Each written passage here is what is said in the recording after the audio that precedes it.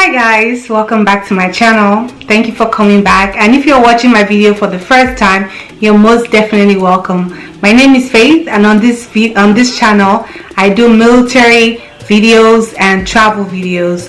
If you're in the military or you're interested in things that happen in the military, this channel is definitely for you because I put out a lot of useful information. So today I'm going to be talking about being pregnant in the army. It's a different experience, from being pregnant as a civilian and being pregnant in the army. So the first thing is you find that you're pregnant, right? You pee on a stick, or you miss your period, or however you find out, right? But you want to confirm with the army, right? You want to do a blood test, right? So you go to your primary care provider and you tell them that you think you might be pregnant, and they will order a blood test for you.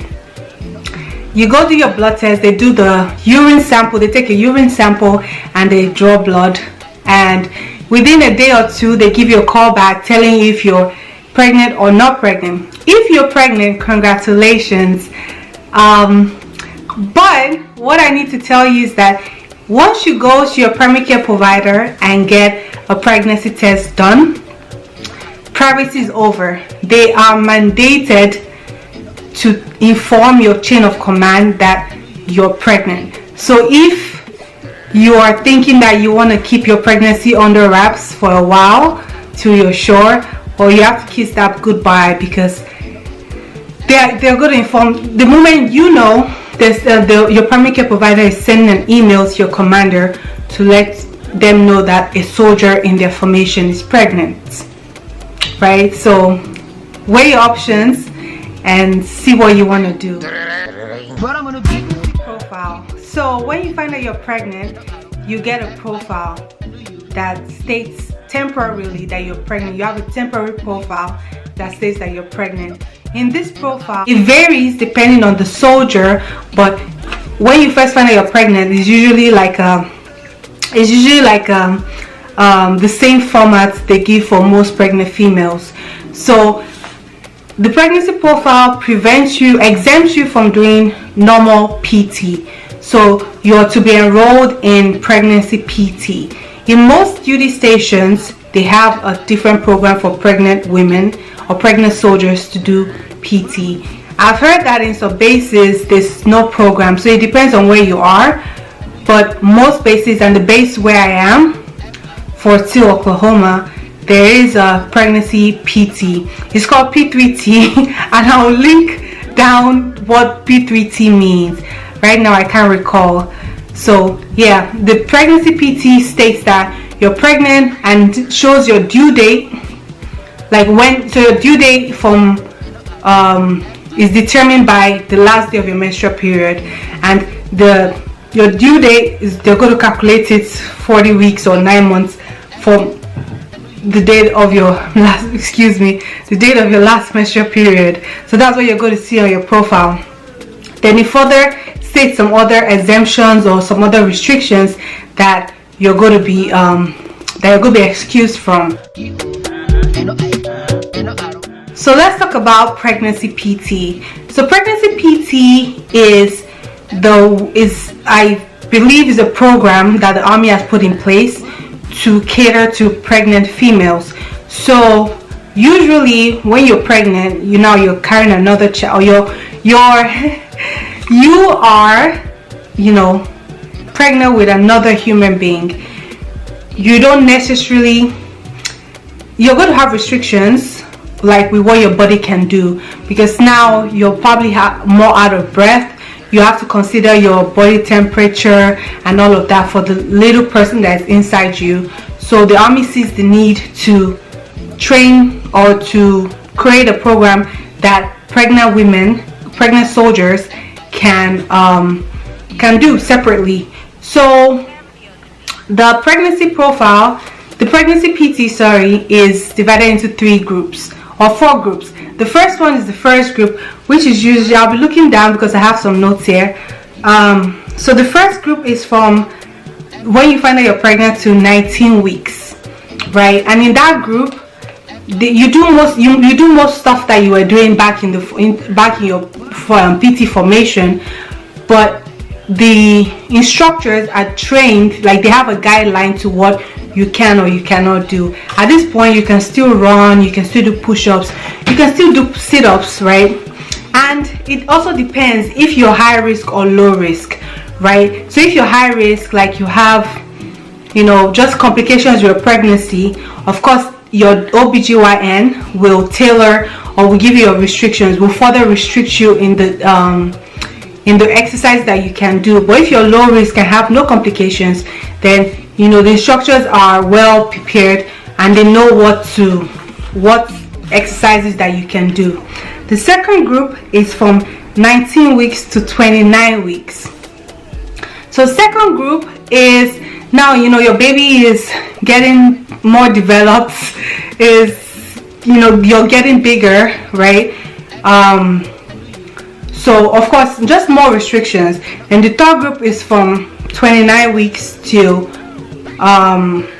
when you deliver, when you're ready to deliver, your due date, right? So you do PT till then. And like I said, you know, as you go on your pregnancy, you can consult your OBGYN. If for example running becomes uncomfortable for you, because I know a lot of pregnant women, you know, they run, then after they reach a certain point, they start cramping up after the run. So you can consult your OBGYN and talk to them. And if your OBGYN is like, stop running, you can always talk to the P3T coordinator or manager and tell them your new restrictions, and they will work with you. For every exercise, you shouldn't be way out of breath.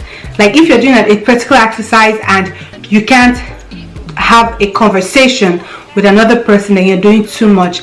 If you're working out and you're starting to sweat profusely, you're doing too much. Like, I understand that most soldiers, you know, were already accustomed to a certain way of exercising, but now you're carrying a child, so take it easy on yourself, enjoy the process. You do what your body, listen to your body and do what listen to your body and your baby. You hear that a lot. Listen to your body and your baby and work according to that. Then PT uniform, what can you wear? So your first trimester, usually you can your PT uniform still fits, so you can still wear your PT uniform. But the regulation says that as soon as your PT doesn't fit, your PT uniform doesn't fit, you cannot be mandated to buy a bigger uniform. You can therefore wear appropriate civilian attire. So you can wear like a legging. It has to be pants, like a leggings, and a top that will cover, I'm sorry, I'm really gassy today, and a top that covers your bum. Or you can wear joggers, just appropriate. Just remember, you're still coming, it's still a formation, even though it's separate from your unit's formation. So something like no shorts, no revealing tops or whatever. Appropriate civilian jeep clothes, right? And also, pregnant women are the only people, I believe, and that's a board question, that's a promotion board question. Pregnant soldiers are the only ones allowed to untuck their PT uniforms. So if for example, you know, you still want to wear your PT uniform but it's getting tight and you don't want to tuck it in, you can always tuck it out, as in the regulation.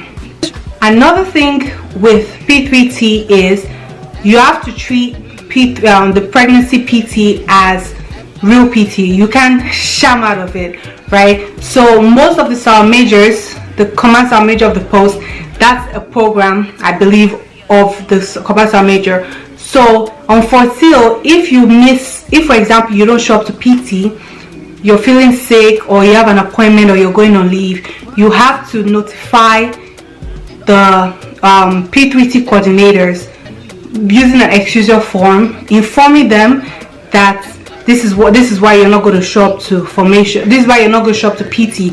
You can't just not decide to show up. And for example, if you're like in the morning, you're feeling really sick and you're throwing up and stuff like that, that's fine. Nobody expects you to drive under those conditions, but make sure that when you're feeling better, before the end of the week, you go see your OBGYN or your primary care provider and explain what was happening to you on that day, right? And get an excusal form. Something has to be official. You have to submit something official to the P3T coordinator. If not, you will be regarded as out of ranks, and you can actually get a counseling and get in trouble for that. So put that in mind. Pregnancy uniform. So I'm going to insert a video of the pregnancy uniform. So my advice to you is, once you find out you're pregnant, there's no time limit to when you can get pregnancy uniform, right? I would suggest that you get it as soon as you find out, right? All you need is a memo from your commander stating that this soldier is pregnant and needs a pregnancy uniform.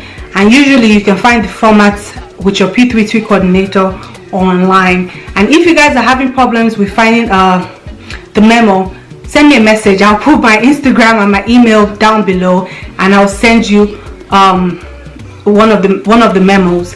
Then the second thing you need is your profile. So you go with the memo signed by your commander and your profile, your pregnancy profile, and take it to your CIF, and they will issue you a pregnancy uniform. Usually I heard that some bases they give pregnant soldiers 2 uniforms, but where I am, they only give you 1 uniform, and you can PCS with it, so you can always use it again, but you can't ETS with it, so you need to turn it back in after. Note, they would either give you an old uniform or a new uniform. If they give you an old uniform and it still looks okay, you know, whatever it is, take it. But if it's looking worn out, you don't want to be walking around with a worn out uniform, you know, so ask for a new uniform and make sure you get your size. So you're going to get bigger or whatever. So if you're wearing a small, you probably want to get a medium. If you're wearing a medium, I won't say you should go for a large, because the uniforms on the sides, as you will see in the video I'll post, it can expand, or it can, yeah, you can like unbutton it, and you know, it will give you more space. So just whatever fits you at that time, but don't get something smaller, of course. And for the pants, just get your size, and the elastic band would expand with your belly.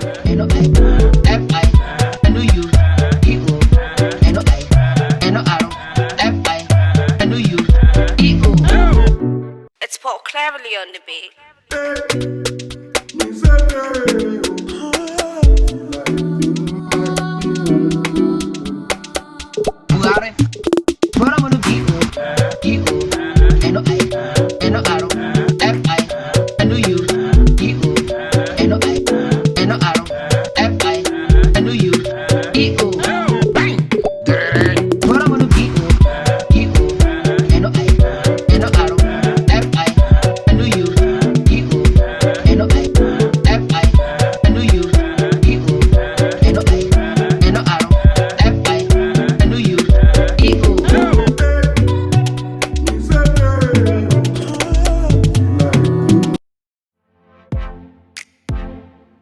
So pregnancy restrictions, right? I'm going to give you some of the pregnancy restrictions that I wrote down in my notes. There's a lot more depending on, like I said, if you're high risk or low risk, right? But some of them I will tell you right now.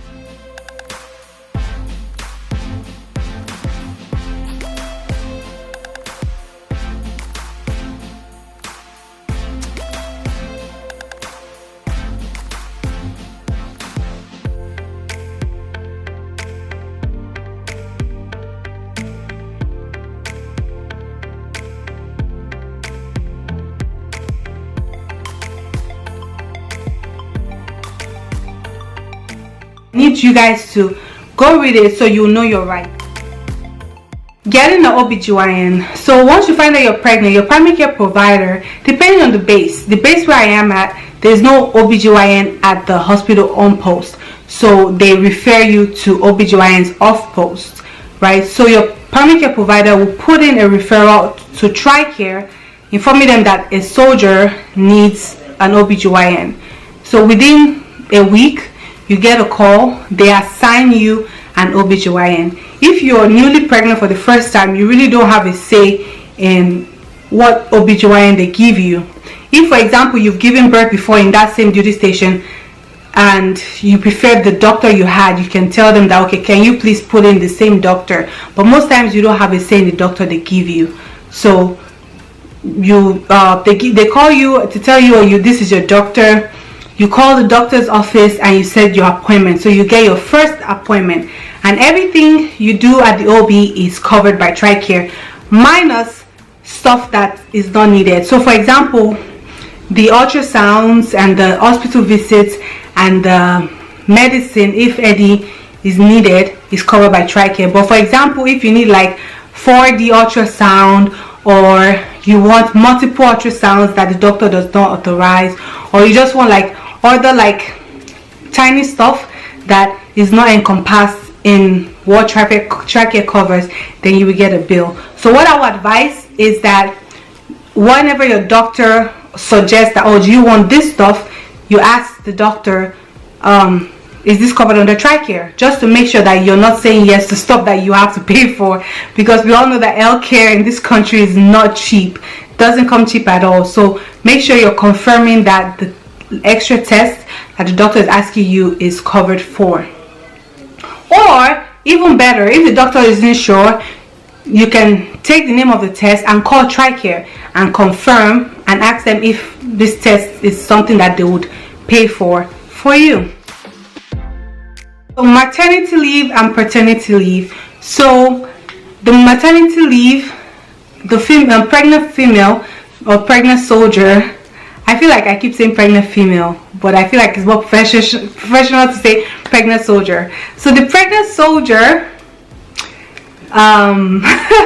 the pregnant soldier, you know, you are the pregnant soldier, you've gone through all the trimesters of pregnancy and your due date is coming up. I would suggest that you put in a DA31, a leave form request, right? So you can kind of gauge it. And so most times the OB will ask you when you want to give birth, to be honest.